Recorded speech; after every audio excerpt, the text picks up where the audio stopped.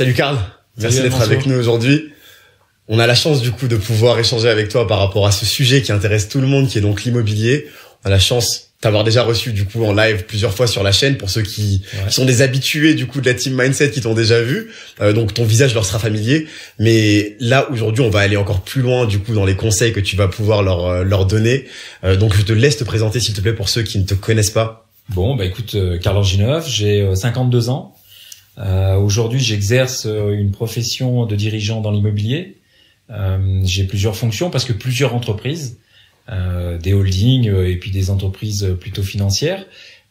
J'exerce en premier lieu la profession de directeur général d'une entreprise de promotion immobilière, dont la direction générale est tenue par une autre entreprise dans laquelle je suis le président. Ok.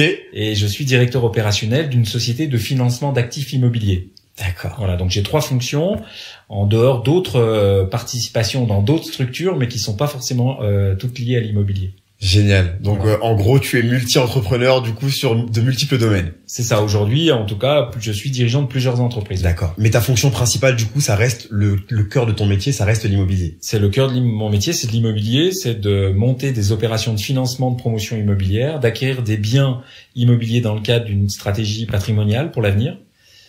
Pour préparer la retraite, pour assurer l'avenir des enfants, etc., la succession.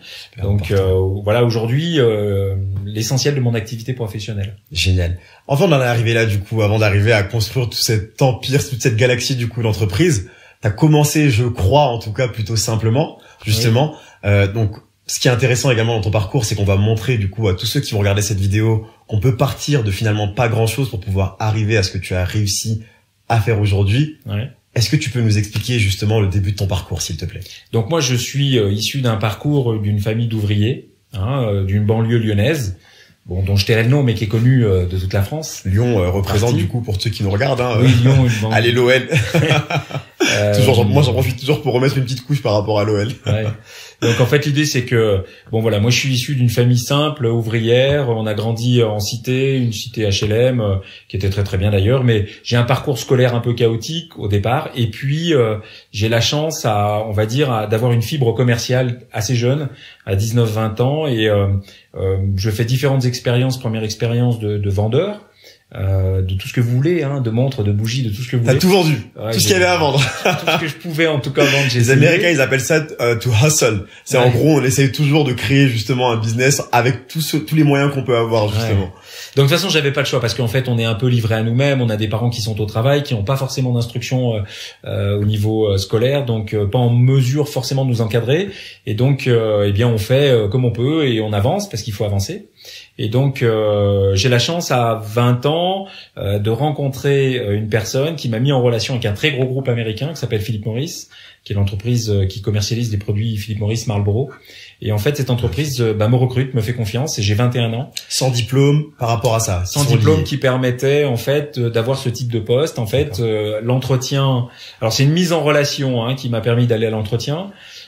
Quelqu'un qui croyait en moi, qui me faisait confiance. Comment est-ce que tu l'as connu ce monsieur du coup? Comment est-ce que tu as créé cette opportunité? En fait, j'étais vendeur dans un magasin de montres, dans une galerie marchande de supermarché. D'accord. Et en face, il y avait un patron de presse qui était l'ancien président de la fédération de la région des débitants de tabac. D'accord. Et donc en fait, il connaissait quelqu'un qui avait un poste haut placé chez Philip Morris. Lié à l'activité du tabac, de la vente de tabac, et en fait il lui a dit est-ce que tu connais quelqu'un qui pourrait être susceptible de rentrer chez nous pour gérer une partie de l'activité économique de la région lyonnaise? Et il lui a dit tout à fait, je connais un jeune très dynamique qui a vraiment la possibilité de vous apporter quelque chose.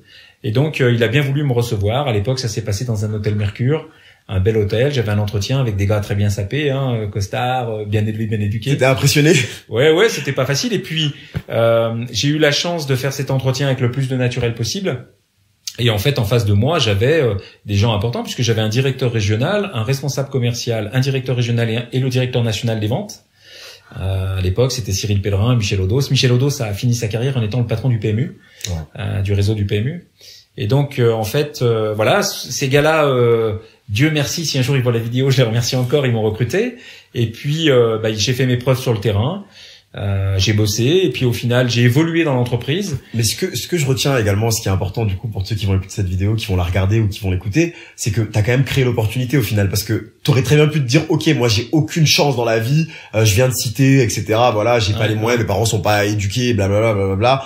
Je vais aller, je sais pas, foutre ma vie en l'air ou etc. J'ai pas la chance d'eux. Donc t'as quand même créé l'opportunité, t'es quand même parti la chercher. En fait au final, parce que t'as dit 2 fois chance. Jamais je dis pas de bêtises, mais pour moi la chance tu l'as créée en fait simplement. Oui, j'étais dans l'action et opportuniste en soi, c'est-à-dire que sans a priori, sans me poser trop de questions, j'étais à la recherche de l'évolution, de l'accession à l'instruction, etc. J'ai eu une très bonne éducation, c'est peut-être cette éducation de mes parents qui m'a permis de pas me poser de questions, de me dire ok, on a tous nos chances, il faut y aller. Et puis voilà, ça a démarré comme ça, mais après c'est beaucoup de travail parce que derrière, il a fallu que moi je suive des formations et que je donne encore plus de ma personne, parce que je partais de plus loin par rapport à certains qui étaient diplômés d'école de commerce, etc., qui avaient donc déjà eux acquis un certain savoir que moi je n'avais pas, et que il a fallu apprendre. Et Dieu merci, ces entreprises-là nous donnent l'opportunité de nous former pendant tout notre parcours professionnel. Et c'est ça en fait la chance, c'est que j'avais une vraie dynamique et une vraie volonté d'avancer, donc j'étais travailleur, laborieux et travailleur. Associé à des formations très pointues, elles m'ont permis de mieux comprendre toutes les techniques de commercialisation ou les techniques comportementales à avoir face à des clients. Et puis, j'ai fait mes preuves, j'ai eu des résultats, j'ai performé et on m'a fait évoluer. C'est des entreprises qui te font évoluer. Ça, c'est génial. Et donc, j'ai fini par, après, derrière, encadrer des personnes. J'ai fini par être dans cette société-là, à 25 ans, sur les Grands Prix de Formule 1, sur les championnats du monde moto. Wow. J'ai travaillé sur les Grands Prix de tennis, dans les salles de concert. J'ai fait des tournées dans les salles de concert. Parce que en fait, Philip Morris était à l'époque un très gros sponsor du sport automobile, de la moto, était présent sur les grands prix de tennis. Génial. Et donc j'ai fini ma carrière chez eux en encadrant des hôtesses qui faisaient de l'animation. Tu vois, là on est en station de ski par exemple, dans un superbe hôtel, un super chalet, qui est le chalet d'un ami qui fait de l'immobilier, un ami qui a compté dans mon parcours. Ouais, merci Eric de nous accueillir chez toi. Et donc c'est un produit, on l'expliquera peut-être tout à l'heure, qui est un produit immobilier dans lequel il fait du revenu avec. Et puis donc j'ai fini par sortir de cette entreprise après avoir fait le dernier Grand Prix, mon dernier Grand Prix de Formule 1 à Monaco en 1998. Voilà. Ça c'est mon parcours, pratiquement 8-10 ans chez Philip Morris. Donc je retiens 3 clés en fait. Travailleur, t'as travaillé très dur. Ambition quand même, parce que du coup faut accepter, parce que souvent moi pour avoir travaillé à la Société Générale, je sais qu'il y a beaucoup de gens qui voulaient pas prendre de responsabilité. On leur en proposait, ils disaient non, c'est pas pour moi, j'ai pas envie. Et je respecte, il y a aucun problème, mais du coup voilà, il y a l'ambition également et la formation. C'était insisté du coup sur le fait que tu as été formé. Oui. Par du coup des formations pointues qui t'ont été offertes par ton entreprise, c'est ça? Oui, absolument. Okay. Et tu vois, c'est un débat, ça, la formation. Ensuite derrière, bon, j'ai eu d'autres parcours. Quand tu as sur ton CV Philip Morris, avec ce que j'ai fait pendant 7-8 ans, donc de la stabilité, de l'évolution, de la prise de responsabilité, etc. Derrière, mon CV a pris une autre allure, c'est-à-dire que je pouvais me positionner sur d'autres entreprises. Malgré le fait que t'aies pas les diplômes, en fait. C'est ça. Ils ont reconnu l'expérience. Absolument, absolument. Et au final, après, j'ai eu des parcours dans des très belles entreprises, puisque j'ai même intégré une entreprise qui s'appelle Dun & Bradstreet, qui est une société américaine qui fait du renseignement financier, qui a créé le Duns Number, qui est l'identifiant unique planétaire. Donc c'est une entreprise qui est au sein, qui met de la data et de l'information dans les systèmes décisionnels des très gros groupes. Donc j'ai appris ce qu'était le data warehouse, le data mart, enfin tout ce qui est informatique derrière. Et cette entreprise-là m'a pris comme key account manager. Donc j'ai été responsable des grands comptes. Et puis derrière, j'ai encore eu l'opportunité de rentrer chez General Electric, qui est dans la division Capital Bank, tu vois, qui était une division parallèle de ce que tu pouvais faire toi dans le passé. Et on finançait des parcs automobiles sur des longues durées. Et là encore, j'étais en formation perpétuelle. Et en fait, la formation pour moi, elle est essentielle parce que dans mon parcours ensuite, Eric, qui nous reçoit ici aujourd'hui, m'a connu dans mes différents parcours professionnels. On a souvent été en relation. Eric est un ancien grand dirigeant d'entreprise. Et Eric m'a embauché dans une entreprise qui s'appelle Interflora, dont il était le dirigeant et le propriétaire. Et en fait, il m'a mis à ses côtés comme responsable commercial et puis comme patron du réseau, comme directeur réseau et commercial de l'entreprise. Il m'a aussi associé à l'entreprise puisque je suis rentré dans le cadre d'une opération qu'on appelle LBO, Leverage Buying Operation. Et donc, j'ai pu, grâce aussi à sa caution bancaire, faire un emprunt pour pouvoir mettre de l'argent dans l'entreprise et être associé dans cette entreprise. D'accord. Et ensuite, y travailler pendant 10-11 ans avec énormément d'implications pour au final la revendre à un autre fonds d'investissement, sortir d'Interflora à l'âge de 45 ans. Et donc pour ceux qui connaissent pas Interflora, c'était un leader. C'est le leader mondial de c'est leader mondial même, d'accord. Ouais, leader mondial du coup de la vente de fleurs. De la livraison de fleurs à distance. D'accord. Okay. Donc présent dans le monde entier. Nous avions la France, nous avions intégré l'Espagne, on avait un projet au Portugal, on avait un projet en Italie. Donc dans tous les pays, chaque structure était indépendante. Mais la France, on était très significatif en volume d'ordre puisqu'on vendait à peu près 2 millions de bouquets par an. Ce qui était énorme. Aujourd'hui, je crois qu'ils sont à 1 800 000 ou 2 millions de ventes sur Internet. Et depuis qu'on a quitté, c'est donc une nouvelle équipe qui a repris l'entreprise. Eric aussi est parti. On est partis ensemble. Et moi, j'ai intégré une entreprise familiale dont mon neveu est le dirigeant, qui fait de la promotion immobilière, spécialisée en entreprise. Et donc, j'ai créé des structures et j'ai continué à apprendre, etc. Magnifique. Donc, je te donne les grandes lignes, en fait, ce que j'ai fait. Parce que j'ai fait plein d'autres jobs au milieu. Bien sûr. Des petites boîtes dans lesquelles je me sentais pas à l'aise, où j'ai pris la décision de sortir. C'est intéressant. Ce que je peux dire, c'est que j'ai eu la chance de ne jamais être licencié. J'ai toujours pris la décision de partir. Toujours. Mais c'est courageux parce que souvent, on a peur. Encore une fois, j'ai beaucoup moins d'expérience, je veux dire, salariale que toi dans tous les cas, et j'ai beaucoup moins d'expérience que toi en règle générale, mais j'ai travaillé pendant 6 ans à la Société Générale quand même, et c'est vrai que souvent, j'avais ce truc-là, et je me rappelle un truc qui m'avait marqué quand j'ai été muté à Paris. Il y avait une personne qui m'avait dit, la première chose qu'elle m'avait dit, c'était, dès que j'ai l'opportunité de partir, je le ferai, dès que j'aurai mieux, parce que je me sens pas bien, etc., le mal-être dans ce travail. Ouais. Et le jour où moi, j'ai démissionné 2 ans après pour pouvoir monter mon entreprise, il m'a dit, t'es fou. Ouais. Et ça m'avait marqué, parce que c'est la première personne à qui je l'ai dit à la Société Générale, en lui disant, tu vois, j'ai l'opportunité justement, tu vois, tu voulais partir, c'est possible. Ouais. Et il m'a dit t'es fou, et je me suis dit waouh, ok, il y a un vrai décalage en fait, si tu veux, entre la volonté du coup de vouloir partir de son métier, etc. quand on a une sorte de confort salarial et de le faire réellement en fait finalement. Donc c'est quand même courageux du coup. Mais c'est intéressant parce qu'effectivement tu donnes les grandes lignes, etc. Là, on parle des succès et tout, mais ce que j'aime beaucoup moi sur la chaîne, c'est aussi parler des difficultés et des échecs du coup qu'on a rencontrés. C'était quoi la plus grande difficulté pour toi en tant que non diplômé justement face à des diplômés? Alors la plus grosse difficulté, elle est pas parce que j'ai évolué pendant des années, j'ai beaucoup appris. À la sortie, j'en sais autant qu'un diplômé, et voire plus. Pourquoi? Mais parce que en fait j'ai eu toutes les bonnes formations et je les mettais en pratique sur le terrain. À la différence du scolaire qui est très théorique, on apprend un certain nombre de choses. On apprend surtout à apprendre, à retenir, et en fonction de l'évolution des écoles qu'on fait, on appréhende ce que sera, où on devient un créateur. Bon, dans les entreprises, en fait, tout ce qu'on apprend, on le met en application systématiquement. Donc en fait, le fait d'apprendre ne suffit pas. Mettre en application et avoir quelqu'un au-dessus de toi qui insiste pour que tu mettes toujours en application, c'est-à-dire que tu ne sois pas que dans la croyance, mais vraiment dans l'action, eh bien tu te rends compte que les formations théoriques, elles ont véritablement de l'intérêt parce que ça fonctionne en pratique. Tu vois, et donc moi c'est ce que j'ai fait pendant des années. Et quand ensuite derrière j'ai eu des managers, j'ai eu des équipes à manager, mais j'ai eu aussi des managers à manager. Ah ouais. Eh bien j'ai toujours fait en sorte que tout ce qui était appris techniquement, tout ce qui était la théorie, eh bien on démontre que ça fonctionne quand on l'applique correctement sur le terrain. Tu vois, et c'est cette notion de répétition de ce que tu as appris qui te permet de t'améliorer, de mieux comprendre ton interlocuteur, de savoir répondre à des objections, de savoir argumenter, de savoir dire ce que l'autre peut entendre, etc. Tu vois, les difficultés pour moi, pour répondre à ta question, c'est que quand t'es pas forcément diplômé, tu rentres pas dans le sérail. Et tu as en France cette espèce de problème de chape qui est tenu, alors peut-être moins, peut-être aujourd'hui, mais par des entreprises de recrutement et qui élimine naturellement les autodidactes. Bien sûr. C'est-à-dire qu'il y a des espèces de grilles. Alors elles ont sûrement des raisons, je les connais pas. C'est probablement parce que elles ont peut-être trop de candidats et qu'il faut épurer, il faut aller vite pour aller très vite à l'entonnoir et trouver le bon candidat. Mais mon plus gros défi, moi, c'était de réussir à contacter les entreprises en direct sans passer par ces cabinets de recrutement qui m'éliminaient naturellement. Bien sûr. Tu vois, dans le processus de recrutement. Voilà.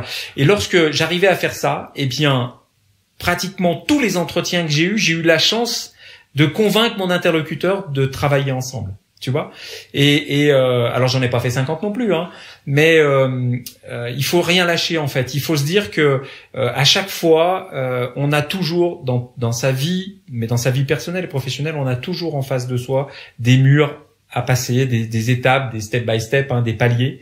Et il faut pas hésiter à y aller, quoi. Faut pas être dans la peur, faut pas craindre. C'est facile à dire, mais il y a que comme ça que ça fonctionne, quoi, en fait. Moi, je me rends compte, tu vois, j'ai un associé, mon neveu. En fait, je crois que les grandes réussites, c'est parce que ils ne s'interdisent rien. En fait, moi, c'est ce que j'ai appris d'eux. Tu vois, aujourd'hui, je suis entouré de jeunes comme toi, par exemple.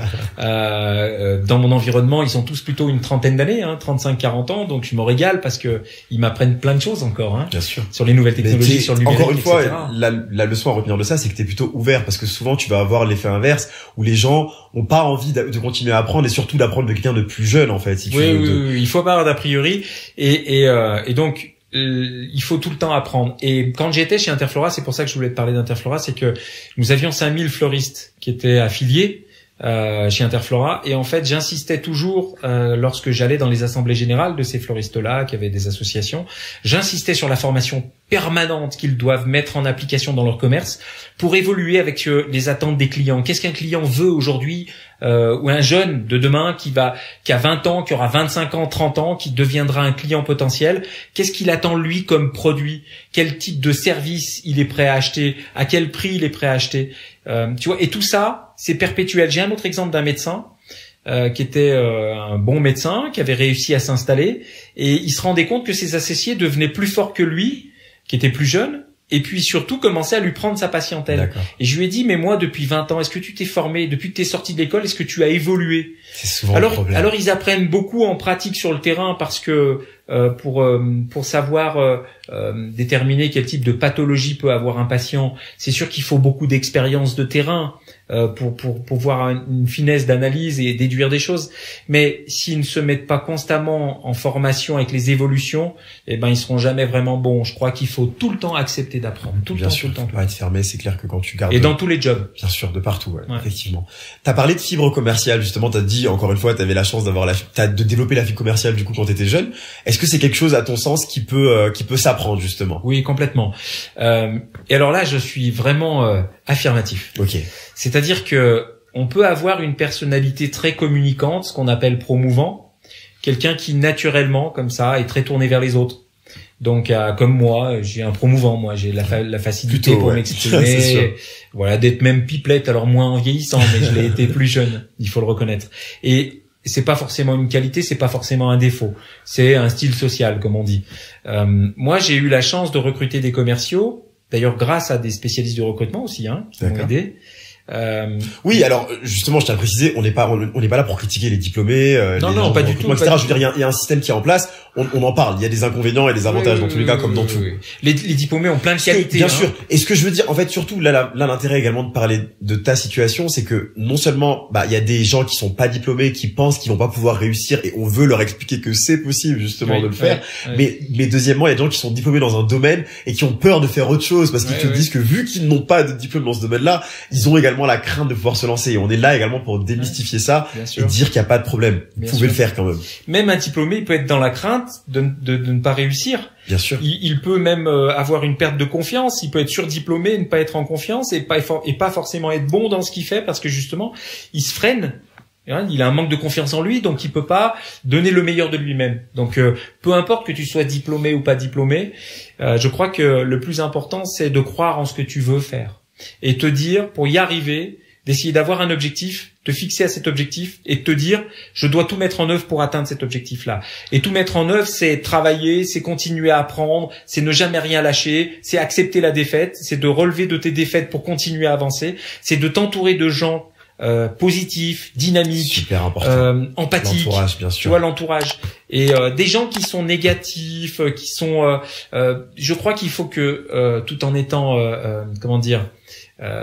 sympa, quoi, c'est d'éviter de les fréquenter bien trop. Sûr. Alors l'expérience parce qu'ils te tire un peu vers le bas, quoi. Le peu d'expérience de la vie que j'ai pour l'instant, en tout cas, m'a appris qu'effectivement les gens négatifs. Alors je suis arrivé à un point dans ma vie en fait où si t'es quelqu'un de négatif, j'ai beau avoir une relation avec toi d'une vingtaine d'années, j'hésiterai pas à te mettre de côté, mais alors radicalement maintenant. J'avoue que je me prends plus vraiment la tête par rapport à ça. Et honnêtement, c'est vrai que ça a changé ma vie. C'est vrai de plus avoir des gens qui...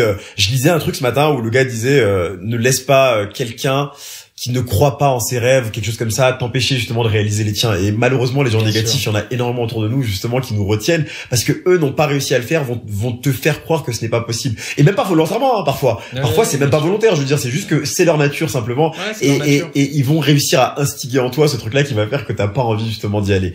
Mais bref, tu nous parlais du coup de tes commerciaux que t'avais recrutés. Parce que tu disais que t'étais persuadé. Oui, et en effet, moi j'ai eu un commercial par exemple dans une activité où on vendait des cartes téléphoniques prépayées. Ok. À l'époque de la libéralisation des télécoms. Pour les plus jeunes, cartes prépayées, là je suis sûr qu'il y a 20 ans qui regarde cette vidéo, il s'est passé quoi une carte prépayée. Je veux pas dire de bêtises, mais je crois que c'était en 1999, c'est-à-dire qu'à l'époque il y avait. Il y aura beaucoup qui vont regarder cette vidéo qui étaient même pas nés du coup. Ouais, il y avait France Télécom en France, et puis après c'est devenu Orange. Il est arrivé les portables, et puis à un moment. Et ouais, à l'époque il y avait pas de portable. On avait toujours les cabines téléphoniques, et quand on appelait pour pas cher, eh bien on avait une carte téléphonique qu'on grattait, il y avait un code, et quand on appelait à partir d'une cabine, on saisissait 4 chiffres. Donc ça nous permettait d'aller chez un opérateur. Chez cet opérateur, on saisissait les numéros de la carte et ça nous donnait du crédit pour appeler quelqu'un au bout du monde ou en France ou des portables. Bon voilà. La carte téléphonique à code, en fait, c'était génial et on en faisait quasiment en 2 ans 50 ou 60 000 euros de chiffre d'affaires. On est monté dans des proportions incroyables. Bon bref. Et là, je devais recruter des commerciaux, moi, qui avaient pour objectif d'aller vendre ces cartes téléphoniques dans les bureaux de tabac, etc. Et je me rappelle en entretien, j'ai embauché un Marseillais, un gars qui était très austère, très fermé, très peu communicant en fait. Et moi j'aurais pu avoir par rapport à ma personnalité des a priori sur sa capacité à rentrer en relation, en communication avec un client.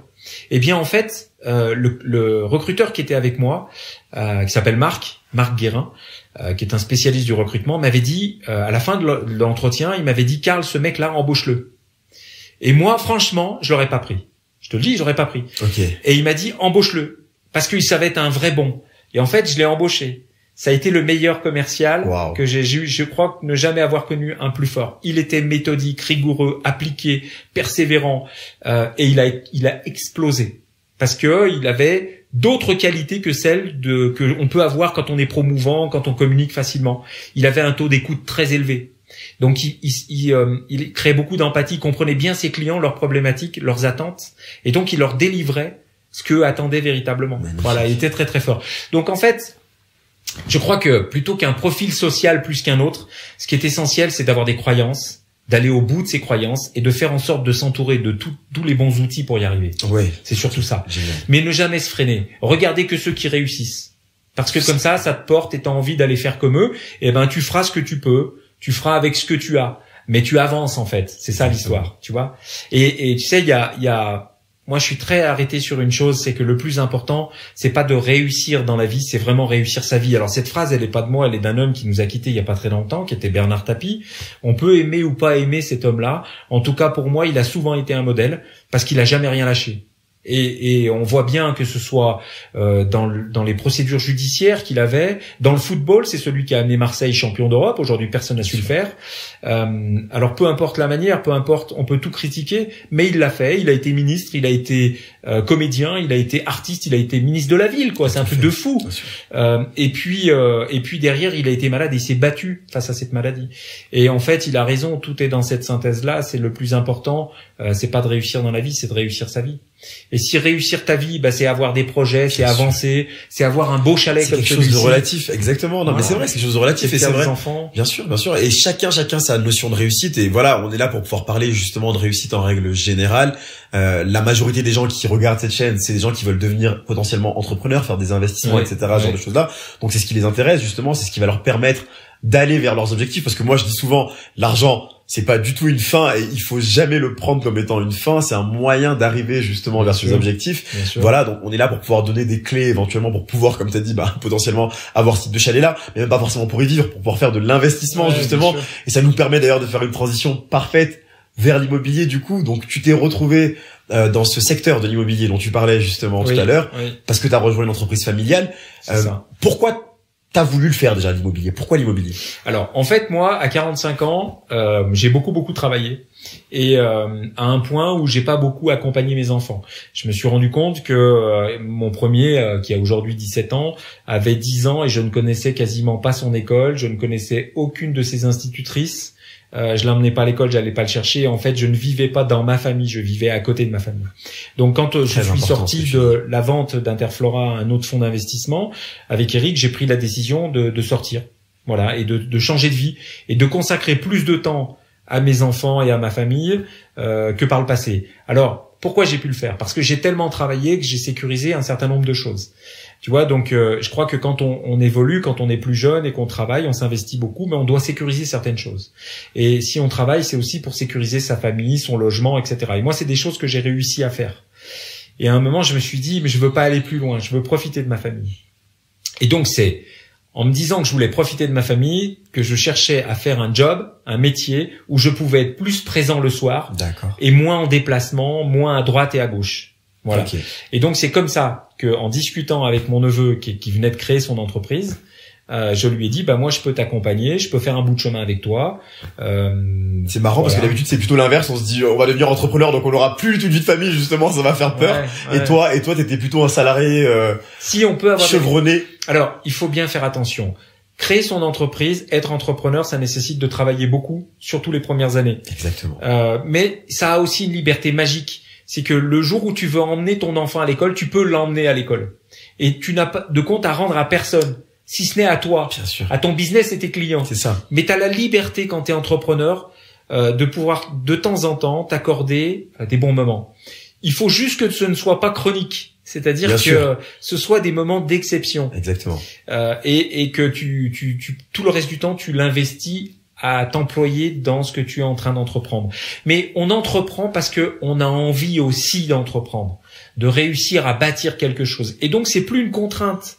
On prend conscience que c'est le fruit de son travail qui crée de la richesse et qui permet d'atteindre les objectifs qu'on s'est fixés. Et surtout, on bénéficie de la richesse qu'on a créée, en fait, parce que quand tu travailles pour quelqu'un d'autre, il y a cette phrase qui est très célèbre qui dit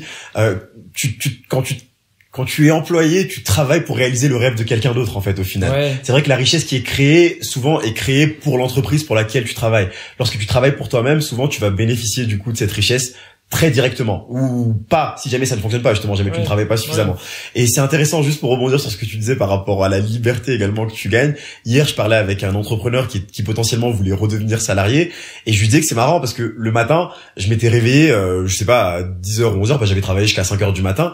Et je m'étais réveillé avec cette pensée en me disant, waouh, cette liberté quand même de ne devoir rendre de compte à personne, si ce n'est pas mon associé potentiellement qui est qu'on je considère comme un mariage finalement, c'est la seule personne à qui je dois rendre des comptes. Et encore parce que bon, on a cette liberté justement de pouvoir faire finalement ce qu'on veut, parce que on sait l'un et l'autre que finalement c'est le fruit de notre travail qui va rapporter quelque chose. Ben je pense que c'est ma plus grande réussite entrepreneuriale en fait finalement, cette liberté là. Alors il y a autre chose aussi quand on entreprend, c'est de savoir t'entourer de bonnes compétences. Et un seul homme, tu fais pas une entreprise, c'est pas possible. Donc tu peux être un guide. Oui, tu t'es créé un job si jamais t'es tout seul. Ouais, finalement. En fait, ouais, c'est ça. En fait, entreprendre, c'est faire confiance aussi aux autres. Et donc c'est d'avoir cette capacité à t'entourer des meilleurs, de les convaincre de venir travailler avec toi et d'apporter leur qualité au service de l'entreprise, mais au service collectif de l'entreprise. Entreprendre, c'est convaincre des individus de donner le meilleur d'eux-mêmes. Tu vois, et qu'ils aient envie de le faire pour toi aussi. Tu comprends? Donc ça veut dire que, et on le voit bien aujourd'hui, c'est difficile de recruter des bons. Parce que les bons aujourd'hui, ils ont le choix d'aller où ils veulent. Et donc tu dois considérer tes collaborateurs. Tu dois leur donner le plus de confort possible, le plus de moyens. Tu dois toi aussi, parce que ils font l'investissement. Là, c'est un investissement de vie de travailler dans une boîte quand tu t'impliques. Eh bien, comme ils font cet investissement en retour, tu dois leur donner de meilleur. À la fois en termes de rémunération, à la fois en termes de confort de travail, à la fois avec les outils que tu vas leur mettre à leur disposition. Et c'est cette énergie que tu crées qui fait que tu deviens plus gros, plus fort, et le meilleur, et le leader. Mais c'est pas tout seul, ça existe pas. Ouais, tu vois? C'est possible, bien sûr. Ça, c'est une certitude. Et tu sais, moi, quand je discutais avec des collaborateurs, ce qu'il faut absolument se dire quand on travaille dans une entreprise, que tu sois un patron ou un employé, que c'est le fruit de ton travail qui crée de la richesse. Et c'est pas ton temps de présence. Et moi, je crois que dans beaucoup d'entreprises, les gens pensent que on doit les payer aux heures passées dans l'entreprise. Ce qui est une erreur majeure, parce que tu peux passer 8 heures dans une entreprise à ne rien faire, à être sur un ordinateur et à regarder des choses perso et à ne pas créer de valeur. Si tu crées pas de valeur, tu crées pas de richesse. Donc voilà, entreprendre, c'est génial, mais le faire tout seul, au départ, pour commencer, pour montrer aux autres que c'est possible, Parce que tu as un projet, des croyances. Oui, mais puis tu as après, peut-être pas forcément les moyens également de recruter des gens, etc. Voilà, tu dois bien démarrer quelque part. Tu vas pas forcément trouver le bon associé tout de suite. Ça, c'est aussi une vraie problématique. Absolument. Donc forcément, c'est sûr que c'est compliqué. Donc, du coup, l'immobilier, donc tu te retrouves là-dedans. Comment est-ce que tu te formes du coup? Parce que c'était pas du tout quelque chose que tu maîtrisais. Alors j'avais une sensibilité parce que dans mon parcours, j'ai pas expliqué que j'en avais fait un peu. J'avais vendu des maisons, ce qu'on appelle en VFA, c'est-à-dire t'achètes un terrain et puis dessus tu te poses un permis où tu mets plusieurs maisons. On appelle ça du lotissement en fait. Tu fais du lotissement. Tu vends des maisons mitoyennes et tu ne dissocies pas le prix du terrain du prix de la maison. Tu vends une maison. On appelle ça faire de la VFA. Ça veut dire que t'appelles à ton client les montants réguliers en fonction de l'avancement des travaux de la maison, pour parler simplement. Ouais. Et donc j'avais eu une expérience avec un monsieur qui m'avait fait confiance. On avait vendu beaucoup de maisons comme ça. Décidément, il y a beaucoup de gens qui t'ont fait confiance et qui t'ont accepté dans des secteurs. À chaque fois que tu as un nouveau job, c'est que quelqu'un te fait confiance. C'est vrai. C'est clair. C'est bien de le voir comme ça, bien sûr. Et donc j'avais déjà abordé le sujet. Et puis j'étais revenu dans l'immobilier un peu par hasard. J'étais pas venu pour faire de l'immobilier, j'étais venu pour faire de la franchise, c'est-à-dire de créer une enseigne de promotion immobilière qui permettait de réunir plusieurs acteurs de l'immobilier sous enseigne. Puisque moi je suis un patron de réseau, je maîtrise parfaitement bien tout ce qui est l'organisation du commerce associé, de la franchise, comme les grandes enseignes que vous pouvez voir qui sont franchisées.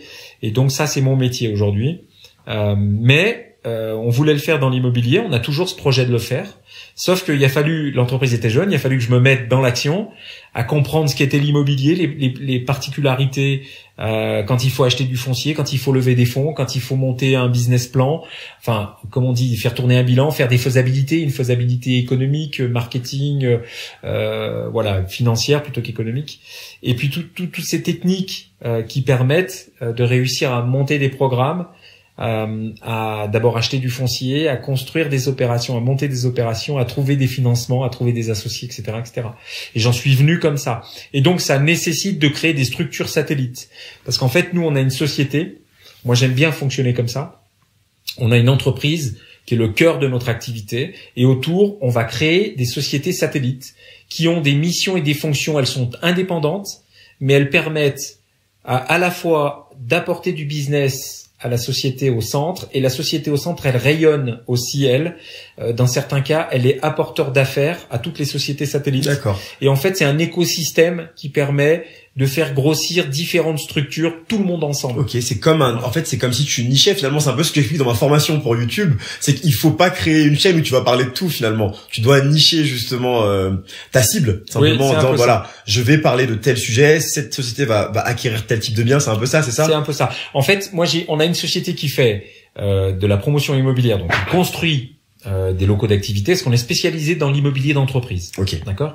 Donc on construit des usines, pour parler simple. On peut construire des immeubles de bureaux. Et puis on fait des pôles de santé, on construit des pôles de santé. Et puis on fait aussi des opérations de marchand, c'est-à-dire qu'on achète des biens immobiliers qu'on va restructurer, qu'on va redécouper, revendre au détail, mettre en location. Et on fait des opérations patrimoniales où en fait on va acheter de l'immobilier dans lequel il y a un locataire. Et pour faire de la réserve patrimoniale, c'est notre locataire à travers son loyer qui va payer la dette qu'on a levée pour acheter le bien immobilier. Voilà. Donc on a ces activités-là. Et ces activités nécessitent autour qu'on sache faire des travaux, que nous ayons une société de commercialisation, de transactions immobilières. Tu vois ce que je veux dire? Okay. Donc à chaque fois, on a besoin d'une société de service. Parce que nous, très souvent, quand on va construire quelque chose, derrière, il va y avoir à faire tout le ménage. Il va falloir tout nettoyer, mettre à la benne, rendre le bâtiment accessible et propre.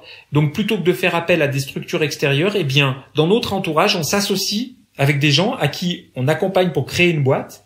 On prend des participations dans cette structure, on leur donne les moyens financiers et structurels d'être à la tête de leur société, et on leur apporte les premières affaires. Ok.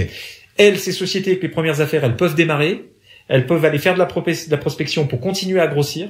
Sauf que nous, comme on est associés, on est prioritaire. Quand on a besoin d'un service d'urgence, eh bien, on est prioritaire pour que ce service nous soit rendu. Tu vois? Ce qui fait que, en fait, nous, ce qu'on cherche à faire, c'est de servir le mieux possible nos clients. Et donc, grâce à ces sociétés satellites, eh ben, on est capable de répondre aux attentes de nos clients à un niveau de qualité très élevé avec beaucoup de réactivité qui nous positionne comme un acteur majeur dans notre secteur d'activité. Tu vois? Voilà. Et en plus, on fait en plus on fait des choses qu'on trouve une espèce de responsabilité sociétale, c'est qu'en plus on aide des jeunes à s'installer. D'accord. À être à la tête de leur société, tu vois. Voilà. C'est intéressant parce que, alors, une petite aparté, mais simplement, l'entrepreneuriat, c'est aussi un peu ça, en fait. Souvent, il faut pas, moi, c'est le conseil que je donne à tous ceux que j'accompagne par rapport à la création d'entreprise. Il faut pas voir le profit que tu vas réaliser, mais les réponses que tu vas apporter à tes clients, en fait. Comment est-ce que tu vas les servir? Quel est le problème que tu vas résoudre, justement, tu vois? Donc là, tu parles d'un problème sociétal, tu aides des jeunes à s'installer, c'est le problème que tu résous, justement. C'est pas, je construis des maisons, etc., pour gagner de l'argent. Non, on fait pas que ça. Voilà, je résous un problème, et ça, c'est le plus important.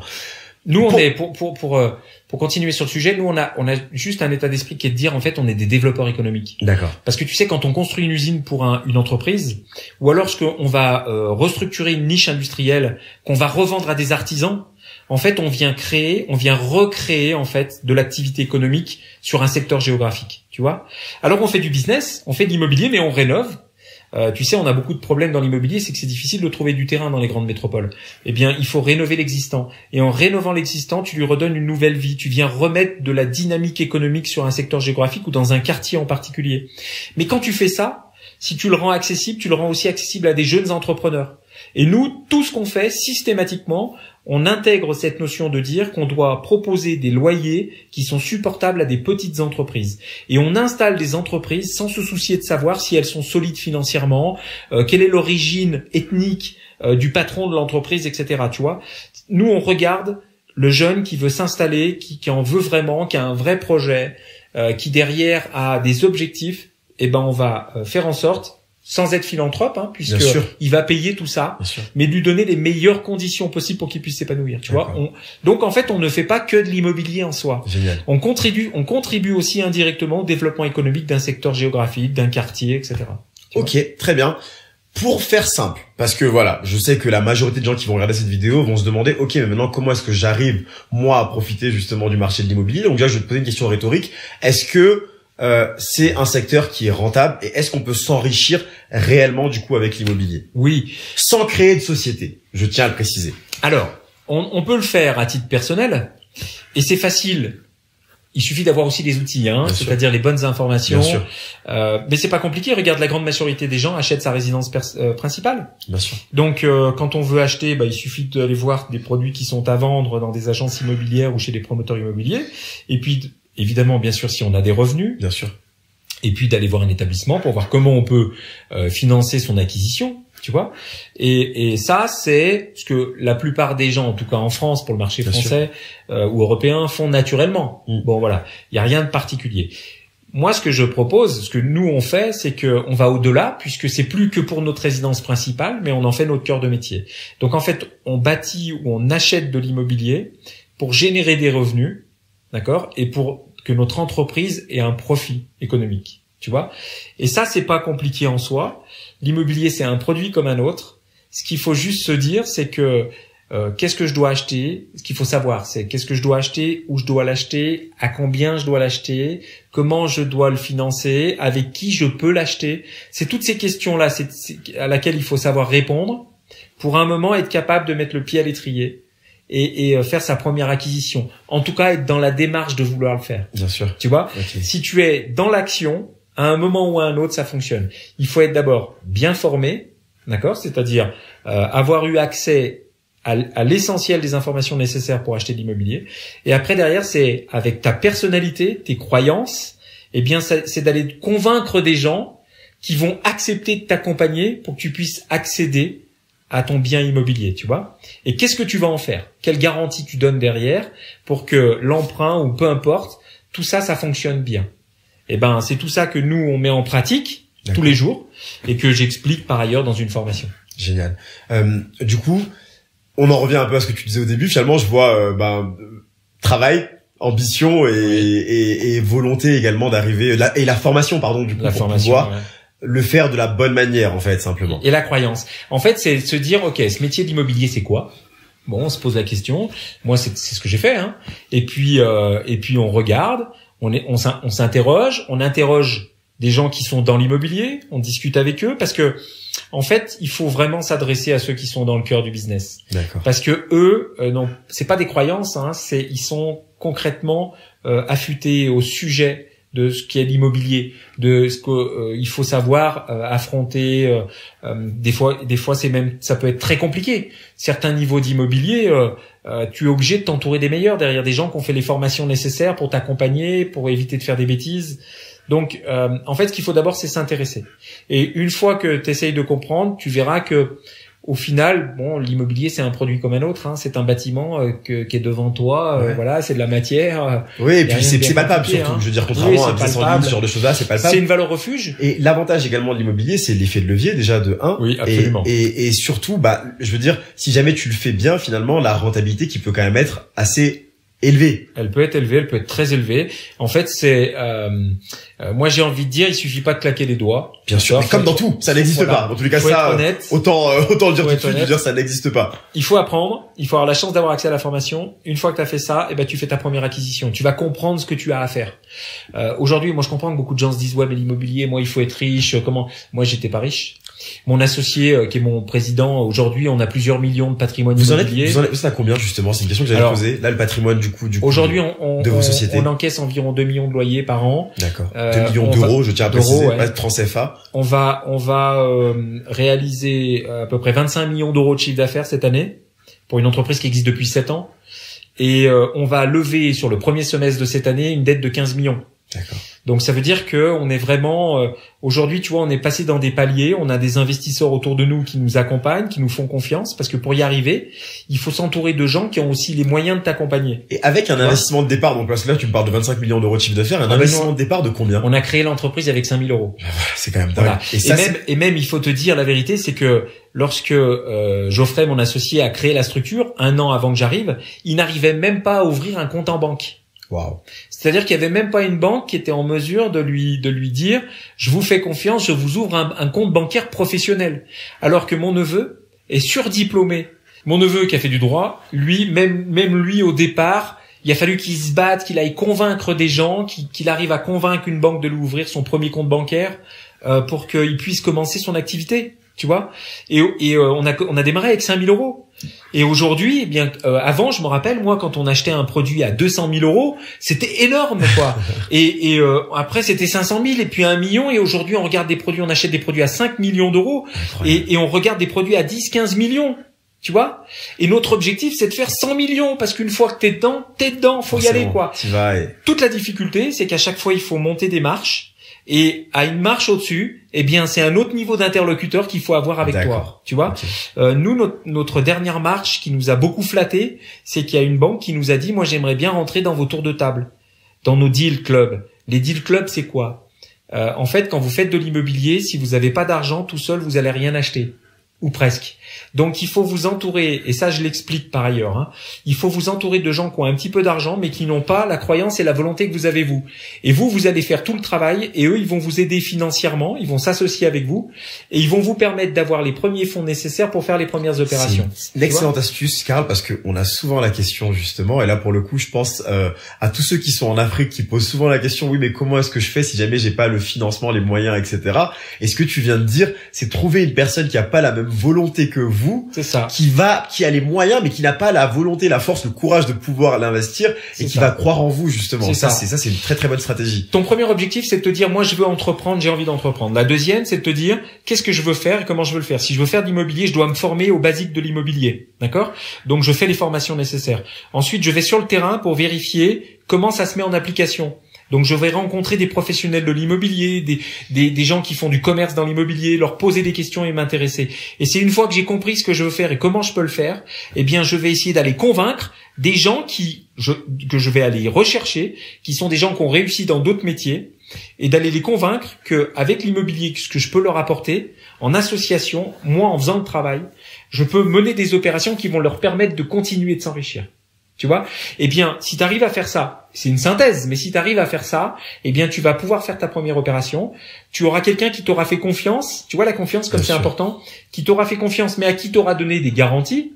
Parce que celui qui t'aide financièrement pour un projet immobilier, il a la garantie que de toute façon son argent est investi dans quelque chose qui est une valeur refuge. Bien sûr. Tu comprends? Oui, c'est pas comme quelqu'un qui te donne de l'argent pour faire une entreprise. Oui, c'est ça, c'est pas un produit spéculatif. Pas du tout. Il va pas jouer au PMU, quoi. C'est quelque chose de palpable. Encore une fois, comme on disait, l'immobilier, c'est l'avantage, c'est qu'on peut le toucher. Quand tu vas le voir, tu vas pas lui dire, je crée une entreprise et j'ai envie de vendre ça. D'accord, il faut me donner de l'argent parce que là le gars il va se dire ok, faut que tu m'en donnes plus. C'est lui dire moi j'ai envie d'acquérir des produits de l'immobilier qui sont des valeurs refuges, qui sont des valeurs sûres. Tu m'accompagnes à le faire avec moi, donc ton argent il est placé dans un produit immobilier, il est sécurisé. Et avec ce produit immobilier, on va créer du revenu, on va faire d'autres opérations ensemble. Et c'est comme ça qu'on a évolué nous. Et aujourd'hui, tu vois, on a une banque qui nous a proposé de rentrer avec nous au-delà de nous financer, c'est de rentrer avec nous à côté pour nous accompagner. Et ça, c'est des étapes. Et aujourd'hui, nous avons autour de nous des investisseurs qui nous font confiance, des gens qui ont fait des grosses études, qui ont gagné beaucoup d'argent et qui viennent avec nous dans les structures qu'on crée, parce qu'à chaque fois qu'on fait une opération, on crée une nouvelle société. Et dans cette société, on n'est jamais à 100%. On est entre 20 et 50%. Wow, okay. Parce que, en fait, nous, on fait tout le travail, on trouve le produit, on le restructure, on le recommercialise, on fait rentrer les marges, on monte toutes les opérations pour que l'opération ait lieu. Et eux viennent nous donner les premiers fonds nécessaires pour les acquisitions. Et à la fin, on partage avec eux. Génial. Et donc, on partage presque de 50 à 80%. De la marge, de la réussite de l'opération avec ces gens. Mais sans eux, on ne peut pas faire 5, 10, 15, 20, 30 opérations. Tu vois? Et c'est le meilleur moyen, en fait, pour réussir. C'est d'accepter qu'on n'ait pas 100% d'une chose, mais 20% de 100 choses. Ça, c'est très important. Et ça, c'est vrai que c'est un mindset que les gens ont du mal à avoir. Ils se disent, je préfère posséder 100% d'une toute petite chose plutôt qu'avoir. Je donne souvent l'exemple, justement, que je me rappelle quand on cherchait nous à lever des fonds pour Naveco, je donnais souvent l'exemple de, je préfère avoir 1% de Facebook que 100% de Naveco, par exemple. Dans tous les cas, je veux dire, techniquement, voilà. Plus le gâteau est gros, même si ma part se réduit, c'est pas grave en fait. C'est clair. Et ça, c'est important de le comprendre effectivement. Ouais. Et en plus, tu vois, quand tu investis dans 20 projets immobiliers et que tu ne détiens que 20%, en fait, tu dilues le risque. Il faut comprendre que quand tu fais une opération unique, si l'opération se passe mal, c'est un peu compliqué. Ouais, par contre, quand tu as 10 opérations, si jamais il y en a une qui se passe pas bien, tu as 9 opérations qui permettent d'absorber la défaillance. La diversification. C'est plutôt la mutualisation du risque. C'est-à-dire que les 9 autres opérations, elles te permettent, parce qu'elles génèrent de la richesse, elles te permettent d'aller absorber la défaillance de la 10e. Tu comprends? Donc tu n'es pas à risque. En fait, tu dois toujours te battre pour que chacune des opérations soit profitable. Bien sûr. Et aller au bout de l'objectif que tu as fixé. C'est-à-dire que tu as fait un bilan, tu as dit, moi, cette opération, elle va générer 100 000 euros de revenus, de marge. Eh bien, tu dois tout faire pour atteindre cet objectif parce que tu as des obligations au regard de tes associés. D'accord? Mais quelquefois, il peut y avoir un impondérable qui fait que l'opération, elle fera pas 100 000, mais plus que 20 000. Eh bien, si tu t'étais engagé à mieux rémunérer tes associés, tu vas pouvoir le faire aussi avec les autres opérations. Tu vois? Et si une opération, par exemple, elle se passe pas bien, eh bien, grâce aux autres, tu vas pouvoir amortir ça. Ça va pas te mettre en défaillance. Voilà, c'est ça que je veux dire. Et c'est ça qu'il faut avoir en tête. Il vaut mieux avoir 20% de 50 sociétés que 100% d'une seule. Super important. Voilà. Super intéressant. C'est ce que je pense, moi, aujourd'hui, tu vois, avec mon vieil âge. Comme quoi, je veux dire, voilà. Parce que ça me fait penser je te laisse dire ce que tu voulais dire. Non, parce que j'allais dire, comme toi, tu penses que j'ai 60 ans. Je tendance à le répéter, mais bon, voilà, t'es deux fois plus âgé que moi dans ma tête. Donc c'est pour ça, je me dis, mais c'est plutôt une preuve de respect. Parce que chez moi, l'âge, c'est quelque chose, c'est que tu as eu suffisamment de temps pour acquérir énormément de connaissances. Ouais. Justement. Donc c'est que tu as tellement de connaissances, Karl, que j'avais l'impression que t'en avais. Non, j'en ai pas beaucoup. Plus. Toi, tu en as beaucoup. Tu avais 8 ans plus que ce que tu as. Et moi, tes connaissances m'intéressent parce que tu as des connaissances qui sont à des années-lumière des miennes. Et tu vois, et c'est pour ça que toi aussi, t'es vraiment, tu m'apportes beaucoup en termes de connaissances. Mais dans le turfu. Dans le turfu. C'est voilà, comme ça qu'ils disent les jeunes. Donc ça, voilà, c'est le mot préféré de Karl maintenant. J'adore. Faut être dans le turfu, les gars. Pour juste finir, du coup, cette interview qui était très intéressante, qui nous apportait beaucoup de valeur, Karl, je te remercie par rapport à ça. il y a Warren Buffett, déjà, j'y pensais parce que tu parlais de diversification, de mutualisation du risque. Il disait qu'un millionnaire a 7 sources de revenus différentes, justement. Donc c'est important. C'est important. La diversification, c'est essentiel. De se diversifier au maximum, d'avoir plein de sources de revenus. Moi, c'est vrai, je l'ai vécu, quand j'étais salarié. Dans tous les cas, quand t'es salarié, souvent, t'as une seule source de revenus. Ouais. Et c'est vrai que le jour où elle s'arrête, ou le jour où le salaire, arrive pas en temps et en heure, t'es un peu dans la merde. Ouais. Voilà. Ouais. Alors que l'avantage, maintenant, aujourd'hui, que j'ai l'entreprise et que j'ai fait des investissements, que j'investis dans d'autres startups, etc., c'est vrai que c'est tellement plus confortable en fait de te dire ok, je sais que j'ai différentes sources de revenus, et ça c'est vrai que on est aussi là sur cette vidéo pour pouvoir inciter les gens à se diversifier, même si c'est pas forcément dans l'immobilier, à se diversifier en tout cas. Ouais, bien sûr. Et puis à y croire. Il faut être dynamique, il faut avoir envie. La dalle. Il faut prendre du plaisir. Et il faut prendre du plaisir. Ouais, c'est essentiel. Important, la passion. Parce que quand tu prends du plaisir, tu te lèves le matin et t'y vas. Et même quand c'est dur, t'y vas, quoi. Tu vois? Parce que tu sais qu'à la clé, tu vas avoir à un moment une satisfaction. Quand tu vas, je sais pas moi, réussir à convaincre un client de t'acheter un produit, c'est un kiff quand tu le vois sur le bon de commande, en train de signer le bon de commande. Tu vois. T'es super content, quoi. Tu vois? Et tu vas produire quelque chose que tu vas lui livrer. Et tu dois tenir ta promesse, tu vois, c'est-à-dire que lui, à la fin, quand tu vas le livrer, il doit être super heureux de ce qu'il a acheté. Tu vois, c'est ça l'idée. Et là, tu réussis ta vie. Et là, t'es super. Là, tu réussis ta vie. Super bien en place. Quoi. Magnifique. Ouais, donc pour ceux qui sont intéressés par l'immobilier, Carl, donc toi, tu proposes une formation. Alors moi, j'ai mis une formation en place, oui. Dans laquelle je partage mes connaissances avec le plus d'honnêteté et de simplification, de simplicité possible. Tu vois, donc c'est un module. On va sur Internet, on peut souscrire, c'est accessible à tout le monde. Ça te permet d'apprendre à acheter ton produit immobilier, ton premier produit, à pas faire d'erreur. Comment tu dois t'y prendre. Ça te permet de te dire, moi je peux peut-être aussi faire comme Carl, créer un patrimoine immobilier, faire comme il a fait lui, mais comment faire? Et ça va. Je te donne les outils, je t'explique comment moi je fais. Et voilà, si t'es assidu, tu vas comprendre qu'avec l'immobilier, on peut aussi faire du business. On peut aussi acquérir des biens immobiliers qui sont générateurs de revenus. Ces revenus vont te permettre de te rémunérer, vont permettre de te créer un patrimoine immobilier conséquent. Pour pouvoir derrière continuer à grossir, venir à la montagne comme chez Eric dans des beaux chalets comme celui-ci, tu vois. Justement, j'allais te remercier pour l'accueil justement ici, et merci à Eric du coup, également. Merci Eric. Tu vois, typiquement Eric, ce chalet, on le filmera d'ailleurs, du coup on mettra des plans éventuellement pour que les gens puissent voir. Eric qui était avec moi à l'époque, ou moi qui étais plutôt avec lui chez Interflora. En fait, Eric a arrêté. Aujourd'hui, il fait de l'investissement immobilier. Il achète des très très beaux produits, il les met en location. Donc il fait de l'immobilier saisonnier, puisqu'on est en station. Donc il achète des super produits qu'il loue à des utilisateurs qui peuvent venir de France comme du monde entier pour faire du ski. Et en fait, c'est ces locations qui permettent de créer. Il a créé une société, il emploie des collaborateurs, et avec cette société, il fait des revenus. Et ces revenus permettent d'avoir ce type de bien. Voilà. Et c'est aussi ça que j'explique. C'est pas impossible. Il existe des techniques pour réussir à acheter des produits. C'est ça qui est important de comprendre, c'est que c'est pas impossible. Impossible is nothing, comme dirait Adidas. Voilà. Et moi, dans mes formations, ce que j'explique, c'est pas forcément toi qui payes le produit immobilier, tu le fais payer à quelqu'un. Et la clé, vraiment la clé du succès, c'est de te dire que t'achètes pas pour toi, t'achètes pour le faire utiliser par d'autres.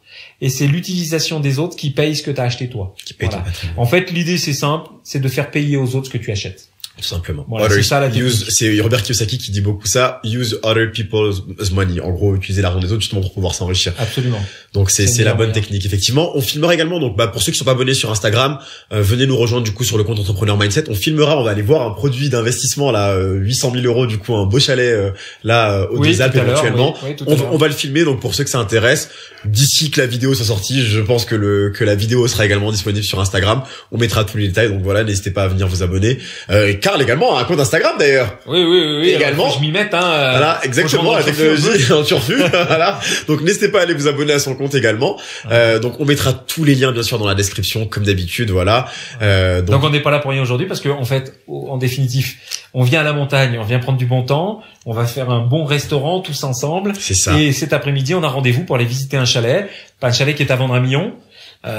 C'est beaucoup d'argent, 1 million d'euros. Mais c'est un chalet qu'on pourrait acquérir pour le mettre en location saisonnière et avoir une rentabilité qui peut être très élevée. Avoir une rentabilité qui peut être très bonne, ouais. Absolument, ouais. Donc quand on est en entrepreneur, C'est ce que j'allais dire. Hein, tu vas enlever les mots on de la peut bouche. associer Voilà. le travail avec le bon temps Et le plaisir. et le plaisir, et c'est que du plaisir en fait. Bien sûr. Voilà. C'est que du kiff. Effectivement, quand on fait ce qu'on quand on fait ce qu'on aime, justement, c'est que du kiff. Ouais, c'est que du kiff. Merci Karl et merci du coup Je t'en prie, Eric. François. On lui enverra la vidéo également de nous avoir accueillis dans ce magnifique chalet qui fait 3 étages ou 4 étages, je sais même pas combien d'étages Il y il en y a a. partout, il y a des chambres pour tout le monde. C'est assez incroyable. C'est vrai qu'on voit pas forcément sur la vidéo, mais on vous mettra des plans comme j'ai dit, Alors on n'a avec pas le une soleil, vue, mais on a une belle vue sur les avec une pistes. vue magnifique. Voilà. Ouais, c'est chouette. Merci infiniment Karl. Je t'en prie. Allez.